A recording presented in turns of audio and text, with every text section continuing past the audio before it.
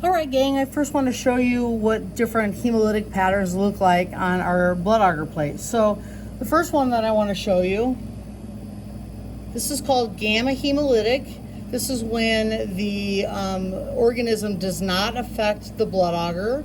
You can see that the organism is sitting on top of the blood agar, but it's not actually hemolyzing it. And hemolysis means a lysing of cells. So this is gamma hemolytic. Let me show you a different one here. And here you can see that the colonies are kind of green around the side.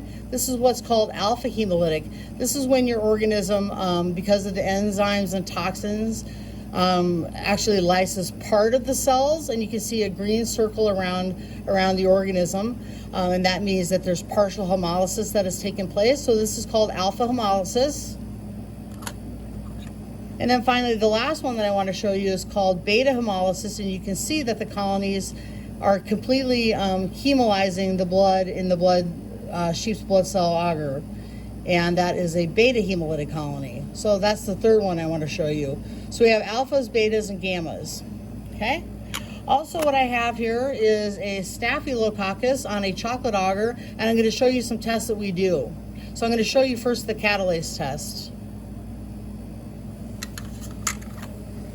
So the first thing we want to do is get a slide. And then we want to get our 3% H2O2, which is basically peroxide. And then what we want to do is we want to get a stick. And we want to put a little bit of our organism on the slide. So just put a little bit of organism on the slide here. And then what you're going to see happening is when I add my 3% H2O2, you're going to see bubbling. And that is a positive catalase test. You see how it bubbles? Our staphylococcus will be positive for catalase, and so will our Neisseриas, but our streptococcus will be negative. But this is a positive test for catalase. The next thing I want to show you is how to identify a Staph aureus, and we're going to do it using a latex agglutination test. So basically what I'm going to do is I'm going to take a colony of my Staph aureus, and I'm going to take a little bit of the Staph aureus latex,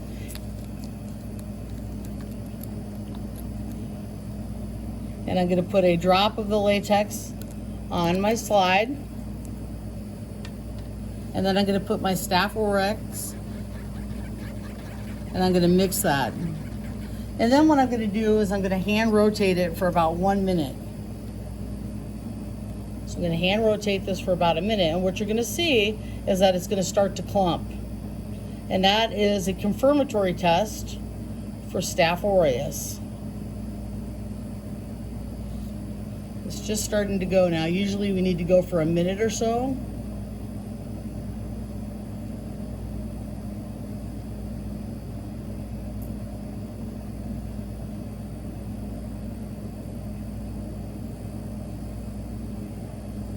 It's just starting to clump now. And you can see when I go back and forth on the slide, there is agglutinins, which means they're clumping. You can see that really close. Can you see the clumping? The clumping means that we have a Staphylococcus aureus. This is positive for latex agglutination coagulation. There we go. All right, the next thing I'm going to show you is a couple of OF glucose tests. These are my tubes. Basically what I have here is OF oxidation or fermentation of our organisms, and some organisms are oxidizers and other ones are fermenters, and some are asaccharolytic. So we have glucose in the tube, and we can see here with this yellow tube that this organism happens to be a fermenter. A lot of our Staphylococcus and our Enterics are fermenters. And then here it did not turn it yellow, so the pH indicator didn't change it from green to yellow. This is an example of an asaccharolytic organism. And then finally what I want to show you is a nitrate test. So basically what I have here is a nitrate broth. Nitrates are found in the environment. And what I'm going to do is I'm going to add a couple of reagents, and we're going to see if our bug can reduce nitrates to nitrites. So let me do that now. All right.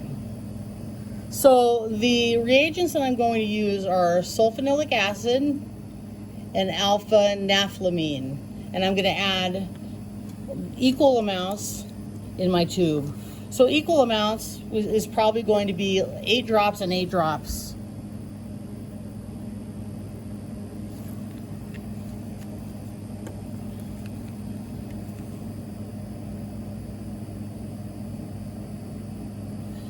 And then what we usually want to do is wait for about 5 minutes. Now this should turn red. Ready to see the magic? Voila. So that's going to turn pink, and then eventually it'll turn red. And what that means is this organism reduces nitrates to nitrites. And your enterics will do that. Okay? And your staph will also do that. But this is a good indication that we're dealing with a tummy bug, which is an enteric.